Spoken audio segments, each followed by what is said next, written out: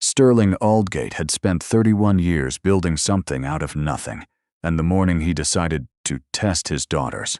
He did it quietly, the way he did most things that mattered. He was standing at the kitchen window of the house in West Vancouver, the one with the cedar siding and the view of Howe Sound, that his late wife Marlene had chosen because she said the water reminded her of something she couldn't name. The coffee was still hot in his hand. On the counter behind him, 3 envelopes. Inside each one, a single $100 bill. Not enough to be comfortable. Enough to make a choice. His daughters were 29, 26, and 23. He had raised them in this house after Marlene died, which was 11 years ago now. And he had done his best with what he understood, which was work and consistency and the particular kind of love that shows up without making a production of it. Whether that had been enough was the question he had been carrying for 2 years. And he had finally decided he needed an answer he could see, rather than one he could only wonder about. At 6 in the morning on a Tuesday in February, he changed the alarm code, deactivated their bank cards, and left the envelopes on the counter with a folded note that said, 7 days, $100 each, no transfers, no borrowing from friends, no coming home. Your phones work for emergencies only, no cars. You leave with what you're carrying. Back here next Tuesday at noon. He had not slept well the night before. He did not expect to sleep well for the week that followed. His eldest daughter, Rosalind, read the note twice. She was the kind of person who read things twice, not because she hadn't understood the first time, but because she wanted to be certain before she responded. She worked as a project coordinator at a downtown architecture firm, a title her father had not given her, and that she had earned through 4 years of arriving early and leaving late, which he respected even when she didn't know he was watching. She picked up her envelope, tucked it into the inside pocket of her coat, and did not say anything to her sisters. She walked out the front door at 6:14. His middle daughter, Petra, was already dressed when she came downstairs, which told Sterling she had known something was coming, even if she hadn't known the exact shape of it. Petra had been launching a clothing brand for 8 months. It had a name, a logo, a Shopify store, and a social media following of 11,000 people, assembled through an energy and charisma that Sterling had always admired at a slight distance, the way you admire something you don't entirely understand. The brand had no inventory and no revenue. The monthly money Sterling sent, which Petra had started calling her runway, had stretched from 3 months to 8 without a product appearing on the other end of it. She picked up the envelope, turned it in her hands, and smiled at her father with the smile she used when she was recalibrating. "This is going to make a great story," she said. Sterling said nothing. His youngest, Nessa, was the last one down. She was 23 and had been home for 4 months since finishing her environmental studies degree at UBC, working part-time at a neighborhood co-op grocery in Kitsilano for $17.50 an hour, and spending the rest of her time doing things Sterling noticed but didn't mention. Composting carefully, turning off lights when she left rooms, keeping a running list of the household's food waste in a small notebook on the fridge. She had turned down a paid internship at a city planning office because the commute was an hour each way. And she wanted, as she had told Sterling quietly over dinner one evening, to understand the neighborhood she lived in before she started trying to improve other ones. Sterling had not said anything at dinner. He had thought about it for 2 weeks afterward. Nessa came downstairs in her coat and scarf already on. She looked at the note, looked at the envelopes, looked at her father's face. Not the note again. His face. She held his gaze for a moment the way people hold a gaze when they're not performing steadiness but actually have it. Then she took her envelope, put it in her coat pocket, and said, "I'll see you Tuesday." Sterling watched the 3 of them move away from the house in 3 different directions. He went back to the kitchen.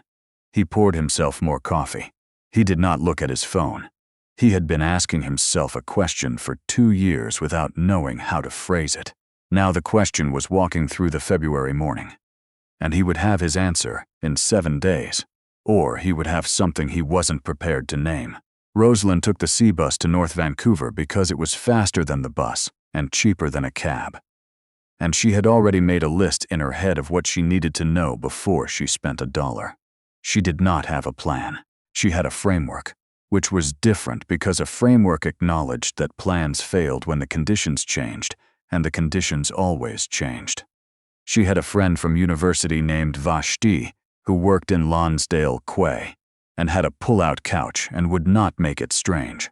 She called her from the ferry, and Vashti said yes with the particular ease of someone who has been around long enough to understand that most good friendships are built on small, uncomplicated reliabilities.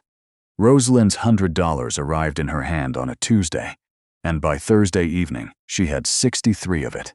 She had bought groceries on the first day, transit passes on the second, kept every receipt folded into her wallet, and had declined the invitation to go out for dinner with Vashti's roommates on Wednesday because it would have cost her $40 she didn't have a plan for. She was not enjoying herself. She had not expected to enjoy herself. She understood that the point was something else entirely, though she was still working out what that something was.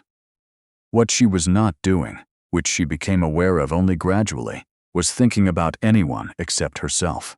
Petra took a rideshare to Gastown because she had a friend there, and when the friend's place turned out to be smaller and more complicated than she remembered from 3 years ago, she started making calls. She had a wide network, built through years of showing up at events and being genuinely interesting to talk to, and the network held for the first 2 days.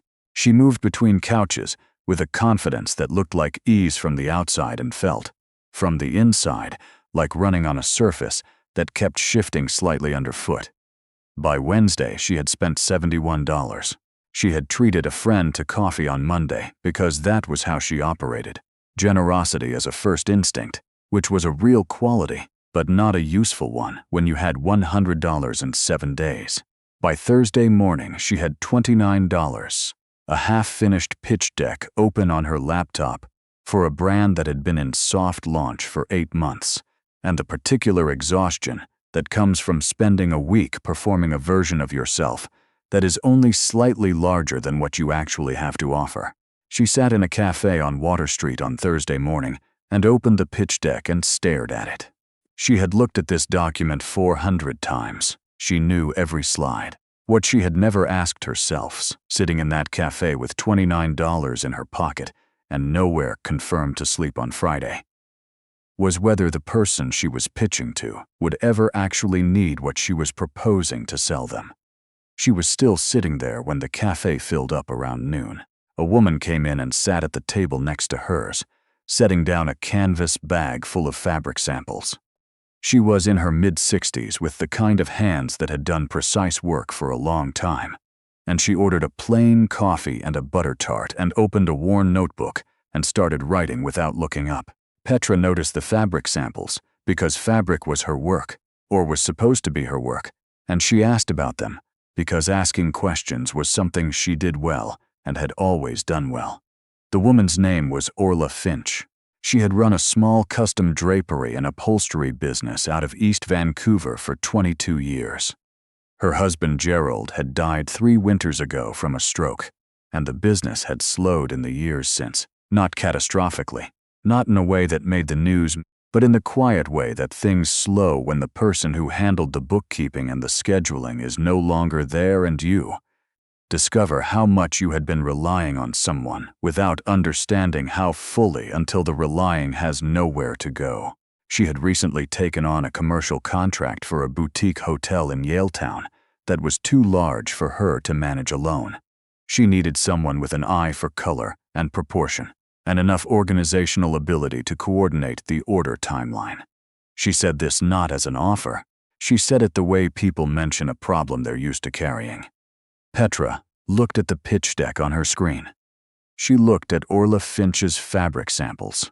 She had a good eye. She had always had a good eye. She had simply been pointing it in a direction where no one had asked for it.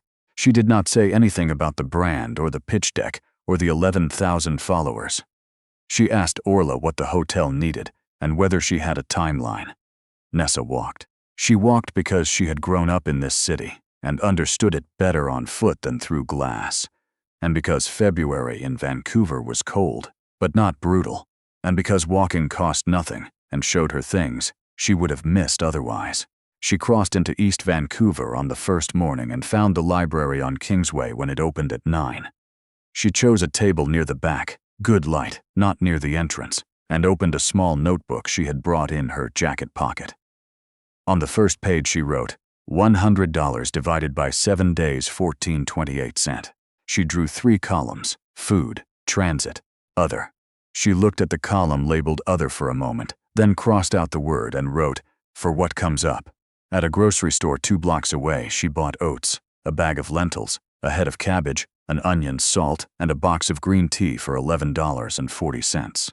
She asked the cashier, a young man named, she read his name tag, Ray, whether the store had a staff room microwave she could use to heat something up. He looked at her for a moment, then said yes, and she came back an hour later with a container of lentil soup she'd made at the hostel kitchen, where she had booked a dormitory bed for 3 nights at $18 a night. She ate the soup at a table in the staff room, while Ray ate his lunch across from her, and she asked him how long he'd been working there, and he told her 4 years, since he moved from Port Alberni, and she asked about Port Alberni, and he talked for 20 minutes about the mill shutting down and his family staying, and what it was like to leave a place that had built you when the place couldn't hold you anymore. She recorded the expenditures in the notebook when she got back. She had $70.60 remaining and 5 days. By Thursday evening, the 3 of them were in different kinds of difficult. Rosalind had her $63 and Vashti's couch and a clean plan for the rest of the week, and she was sitting on that couch on Thursday night, unable to identify what was bothering her. The week was manageable. She was managing it. She had always managed things. That was what she did. She identified the problem, built the framework, executed the steps. The framework was working. She had $40 for 4 more days. She would be fine. What she could not name, sitting on that couch on Thursday night with everything technically in order, was a single thing she had done that week that was for someone else. It was not a comfortable thing to notice. She sat with it for a while. Then she put it away and went to sleep. Petra had $29 and an unfinished pitch deck and an Orla Finch with a boutique hotel contract and a timeline, and she had spent Thursday afternoon looking through fabric samples at Orla's work table in East Vancouver and making careful notes in the margin of a project binder while Orla explained the order sequencing, and she had not pitched anything or mentioned her brand once. What she had done was ask the right questions and write down the answers and organize them into a sequence that made sense, which was what she had always been good at when she wasn't busy performing what she thought being good looked like. Orla had said at the end of the afternoon, "Come back tomorrow morning if you want. There's more to get through." Petra had said yes. She had taken the bus home to the friend's couch, and in the dark she opened her pitch deck and looked at it for a long time. Then she closed it and put the laptop under the couch and stared at the ceiling. She had 11,000 people who followed her idea. She had not asked a single one of them what they actually needed. Nessa had $38 and 2 nights left on her hostel bunk, and a notebook with careful columns, and a city she was learning from the inside. On Thursday evening, she went back to the church community meal on Fraser Street that she had found on Tuesday, the one that ran dinner 3 nights a week out of a low-ceilinged hall with folding tables and mismatched chairs and a hand-painted mural on the east wall of mountains and water and a single heron standing in shallows. She sat across from a man she had spoken to briefly on Tuesday, a man in his late 50s with the deliberate stillness of someone who had learned to carry a great deal without visibly straining under it. His name was Edmund Clark. He had spent 24 years as a marine biologist with Fisheries and Oceans Canada, stationed out of a research center on Vancouver Island. His wife Harriet had been diagnosed with early-onset Parkinson's 8 years ago, and the progression had been slow, and then not slow, and Edmund had taken early retirement to care for her at home in Duncan, which he did for 4 years, which were, as he told Nessa without sentimentality, the most important years of his life and the hardest by a significant margin. Harriet had moved to a care facility 18 months ago, And Edmund had found himself in the position of a person whose life had been organized entirely around someone else's needs for 4 years, standing in a house that was suddenly quiet and not knowing what the quiet was supposed to become. He had come to Vancouver because his daughter lived here. He was between situations, as he described it, without apparent distress. He was sleeping at a shelter on Main Street and spending his days at the library reading marine biology journals, which he still had access to through his retired researcher credentials, and writing letters to Harriet that he mailed to the facility every week, even though she could no longer read them consistently. The nurses read them to her on good days, he said. He thought she recognized his voice in the words. He thought it was possible.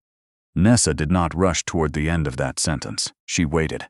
After dinner, she walked with Edmund to the library and sat with him while he showed her a paper he had been reading about the recovery of herring populations in the Strait of Georgia. She asked him questions that were real questions, not courtesy, and he answered them with the particular care of someone who has spent decades explaining complex things to people who need to understand them. When they said goodnight at the library steps, Nessa wrote 4 words in her notebook. The work was real. Friday arrived cold and clear, the way Vancouver mornings occasionally arrive in February, as if the city remembered what it could be when the clouds moved aside. Rosalind had been awake since 5. She had lain in the dark on Vashti's pullout with the $63 in her wallet, and the plan intact and the thought she had put away Thursday night returning without invitation. She got up at 6, put on her coat, and walked to a Tim Hortons on Lonsdale Avenue. She bought a medium coffee and an extra-large coffee, and carried them both to a bus shelter down the street where she had noticed, on the walk to the C bus on Tuesday, that a man with a sleeping bag sat most mornings. He was there. She handed him the extra-large without saying anything significant, and he said, "Thank you, miss," and she nodded and kept walking. It was not a significant gesture. She would not have described it as a turning point.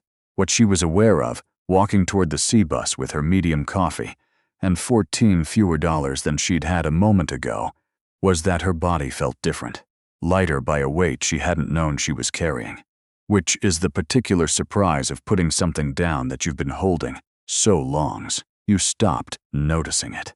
She sat on the ferry and looked out at the water coming in from the inlet and thought for the first time all week, not about her framework, but about her father. About what he had been doing for 31 years while she was building frameworks, about the house he had maintained, and the dinners he had cooked, and the careful, unannounced presence of a man who showed up without making a production of it. She had always respected that. She had not understood until this moment that she had been watching him her whole life without seeing him. Petra went back to Orla's work table at 8 in the morning. She brought coffee, a dark roast from the cafe on the corner, because she had noticed what Orla ordered. She spent Friday and Saturday working through the hotel contract, measuring, cataloging, building a spreadsheet that tracked every item by room and lead time and supplier minimum. Orla watched her work with the attention of someone assessing not results but method, which Petra was aware of, and which made her more careful than she would otherwise have been. On Saturday afternoon, while Petra was cross-referencing supplier lead times, Orla sat down across from her with her own coffee and said, "You know what you're doing," Petra said. "I'm learning it." Orla looked at her in the same way she had on Friday, directly and without embellishment. "What do you actually want to build?" The question sat in the air.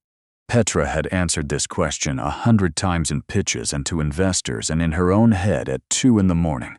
She had always answered it with the brand, the concept, the vision. What came out now, sitting at Orla Finch's work table on a Saturday afternoon with the fabric samples around her and the spreadsheet open on the screen, was different. She said, "Something that works for people who actually need it." She paused. "I haven't figured out yet what that is." Orla nodded, as if this were a reasonable and even satisfying answer. "That's the right place to start," she said. She set a key on the table. "I'm opening Monday. Come by if you want to keep working." Nessa spent Saturday at Edmund Clark's side at the Fisheries and Oceans Library Access Terminal at UBC, which Edmund still had credentials for as a retired researcher. She had asked him on Friday if he would show her the herring study he'd mentioned, and he had seemed genuinely uncertain whether she meant it, and then genuinely pleased when she confirmed that she did. They took the 99B line out to the university together, and Edmund walked her through the methodology of the population recovery study, with the unhurried attentiveness of a man who had spent a career making sure the important things were understood correctly. At some point in the afternoon, Nessa opened her notebook and began sketching something.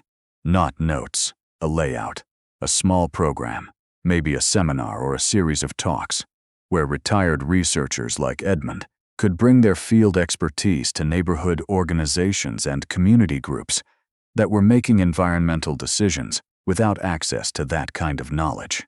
The kind of program that didn't require Edmund to have an office or a salary or a formal position, only a credential, a table, and someone who asked a real question and meant it. She didn't tell Edmund what she was drawing.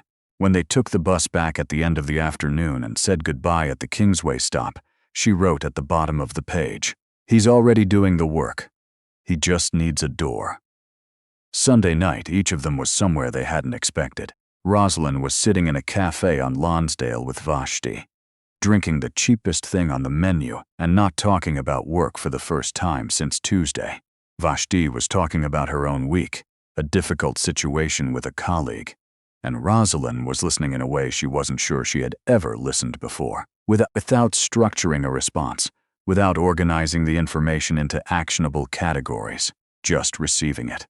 The conversation was not productive in any way she could have quantified. She did not want it to end. Petra was on the friend's couch with her laptop open, not to the pitch deck, but to a blank document. She was writing a list of questions she had never asked herself. What do people in this city actually need that they can't find or afford? Who already knows how to do the things that need to be done? What's the gap between those two things, and who's supposed to fill it? The list had 11 questions on it by midnight. She did not have answers yet. She understood, for the first time in 8 months, that the questions were the beginning of the work, rather than the detour around it. Nessa had $9.40 left. She had spent nearly everything, most of it on herself, and a small portion on things she had needed for Edmund. A photocopy of the herring study she'd asked the library to print for $3.50 so he'd have his own copy. A cup of tea she'd bought him at the UBC cafe on the walk back to the bus. She lay on the hostel bunk on Sunday night and looked at the ceiling and thought about her father, about the question he was actually asking. And she arrived slowly at something she hadn't had the language for on Tuesday when she stood in the kitchen and read the note. The $100 wasn't the point. It had never been the point. The point was what you did when the floor of your life dropped out a little, when the card didn't work and the name didn't open anything, and you were standing on a street in the city you grew up in, with only what you'd become so far. The point was whether what you'd become so far was enough to see someone else's situation while you were still navigating your own. She thought it was possible that she'd managed it. She wasn't certain. She thought her father would be.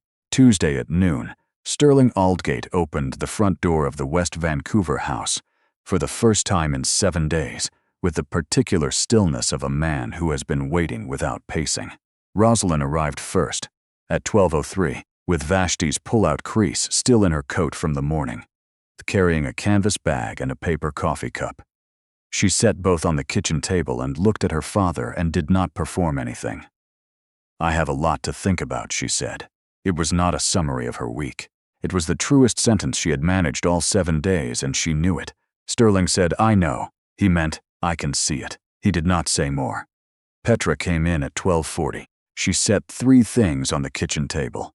A key on a small ring labeled Orla's in her own handwriting, the hotel contract spreadsheet printed on 4 pages, and $11.30 in mixed bills and coins. The $11 was more than she'd started the week with on the 3rd day. Her hands, Sterling noticed, were not moving in the way they usually moved, reaching for her phone, tapping a table edge, managing the energy she always had too much of. They were resting. Palms slightly open, she said, "I want to do something real." A pause. "I don't know yet exactly what it is, but I know what it's not." Sterling looked at the key and the spreadsheet and his daughter's open hands. He had spent 26 years watching Petra operate at a frequency slightly too high for the room she was in. What he was looking at now was a room Petra had finally grown large enough to fit. He said, "Tell me about the key." Nessa arrived at 1:15. She was the last, which surprised Sterling, because she had always been his most punctual child. She set her notebook on the table, open to a page near the back. Beside it, she placed a folded photocopy of a marine biology paper on herring populations in the Strait of Georgia, and beside that $9.40 in exact change. She sat down. Sterling picked up the notebook and read it. He read the budget on the first page, the 3 columns, the categories she had crossed out and rewritten. He read every expense in the careful columns, noted to the cent. He read the lines that were not numbers. The work was real. Further back, he's already doing the work. He just needs a door. On the last page with writing, 1 line underlined once. The floor dropped out, and I looked up. He closed the notebook and set it on the table with the marine biology paper and the $9.40. He reached into the drawer of the kitchen table. Not a grand piece of furniture, just the table where Marlene had sorted mail and helped with homework, and where the 4 of them had eaten 11 years of dinners, and took out a folded piece of paper. He set it beside the notebook without opening it. Nessa looked at the folded paper and did not reach for it. Sterling said, "That's the address of a man named Edmund Clark. I've known about him for 3 days." He looked at his youngest daughter. "His daughter lives 2 streets from here. She came to me Tuesday afternoon because she didn't know what to do. She said her father was staying in a shelter and spending his days reading research papers alone at the library." He paused. "She didn't know he'd met you." Nessa was quiet. "You didn't just get through the week," Sterling said. "You found somebody." Nessa said, "He found me." Sterling picked up the folded paper and put it back in the drawer. He had not planned what to do with it before this moment. He understood now that it didn't need to go anywhere. It was already where it needed to be. The next morning he drove all 3 of his daughters across the Burrard Bridge and into South Vancouver without telling them where they were going. They sat in the back seat the way they had sat in the back seat as children. Rosalind against the window on the left, Nessa against the window on the right, Petra in the middle with her coat zipper, making a small sound every time she breathed. Nobody talked. Each of them was still carrying the week somewhere they hadn't found words for yet. The lot was on a side street off Main, half an acre, chain link on 3 sides. A low brick building on the 4th that had been a machine shop and was now empty and hollow-windowed, the kind of building that still has the posture of usefulness, even when it's been standing vacant for years. A sign on the fence in green letters on white said, "Future site of Aldgate Community Resource Center." Sterling got out of the car and his daughters followed. He told them he had purchased the property 18 months ago. He had told no one, not the accountant, not the lawyer, not anyone in his family. He described what the building was going to be. A ground floor space with 3 areas, 1 for trades training, 1 for environmental education and community science, 1 for small business mentorship with people who actually knew how to run something. Above that, 26 affordable rental units, rents fixed and not subject to whatever the surrounding neighborhood decided to do with its property values over the next decade. He said, "This is not a business decision. It doesn't pencil out as a business decision, and I've never expected it to. It's a different kind of decision." He looked at all 3 of them at the chain-link fence with the February light coming through from the west. "I didn't send you out to punish you," he said. "I sent you out to see whether any of you could see what I've been looking at." Then he asked each of them, in the same voice, the same question. "If this lot were yours, what would you build?" Rosalind answered carefully, the way she answered everything. She talked about project phases, permitting timelines, contractor coordination, a realistic sequence for getting from the machine shop to a functioning building. She talked about it competently and precisely, and partway through, she heard herself talking and heard what was missing, which was the thing inside the competence. the reason the competence was supposed to matter. She stopped before she had finished the answer. She stood at the fence looking at the hollow windowed building and said quietly, to no one in particular, "It needs someone who knows how to manage the process and someone who knows why the process is worth managing." A pause. "I think I'm the first one." Sterling noted the silence she left at the end of that sentence. He noted that she left it intentionally. Petra was looking past her father when her turn came, looking toward the south end of the lot, where a narrow gap between buildings showed a strip of the alley beyond. And in the alley, a man in work clothes was folding a tarp with the careful efficiency of someone who did this every morning. She watched him for a moment. She said, "There's a woman named Orla Finch in East Vancouver who has been running a business for 22 years that almost no one knows exists, and she has a contract right now she can't manage alone." A pause. "There are probably 30 people like her in this neighborhood, people who built something real and need someone to help them run the next part." She looked at her father. That's what should be in the building. Not a place to pitch ideas. A place to connect the ideas that already work with the people who already know how. She did not explain further. She had learned that week that the right sentence didn't need scaffolding. Sterling stood at the chain-link fence and felt something settle in him that had been unsettled for 2 years. Nessa had walked to the far corner of the lot while her sisters were talking.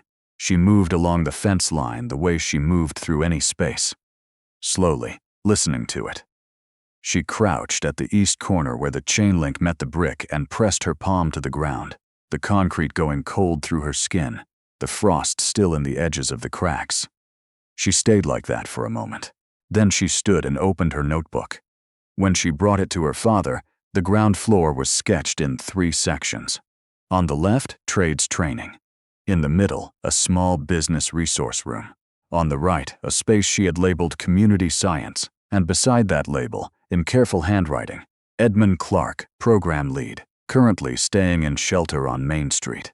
Retired researcher, Fisheries and Oceans Canada, 24 years experience. Credentials still active, not a hire. A reason. Sterling read the name. He read the label beside it. He stood with the notebook in his hands for longer than he had planned to stand with anything that morning. When he spoke, his voice was even in the way that voices are even when the person speaking them is being careful with something that matters too much to risk dropping. "You didn't just survive the week," he said. He looked at his youngest daughter. "You brought somebody back with you," Nessa said. "He was already trying to come back. I just showed up while he was looking for the door." Sterling closed the notebook. He stood at the chain-link fence in the February light, with the 3 women his wife had helped him become the father of, and he understood something he had been carrying for 2 years without being able to put it down. He had built a company worth more than he had ever intended to build. Starting from a 1-room accounting practice in a strip mall in Burnaby that he had opened with 12 clients and a second-hand desk. He had built it the way you build things when you understand at a level below, thought what it costs to have nothing. And he had spent 31 years making sure his daughters never had to understand that. He had been wrong about that part. Not entirely wrong. Wrong enough. The Resource Center on Main Street opened on a Thursday morning in October. There was no ribbon cutting. Edmund Clark arrived before anyone else because he arrived early to everything now. A habit from the years on the island where the marine surveys began at dawn and the tide didn't adjust its schedule for anyone. He unlocked the community science room with a key that had his name written on the tag in his own handwriting, which he had done himself because he wanted it to say what it meant. He turned on the lights. The room smelled like new drywall and wood shavings, and something else, something without an easy name. The particular readiness of a space that has been built for a purpose and is now about to find out whether the purpose was worth building toward. On the first Saturday, Edmund ran a session on watershed health for 12 people from the neighborhood association. He had made the slides himself. He had not made slides in 4 years. Halfway through the session, a girl of about 10 asked him what a watershed was, in a way that indicated she was not asking what a watershed was. She was asking what it meant to be part of one. Edmund stopped and looked at her. Then he set aside the slide he was on and answered the real question.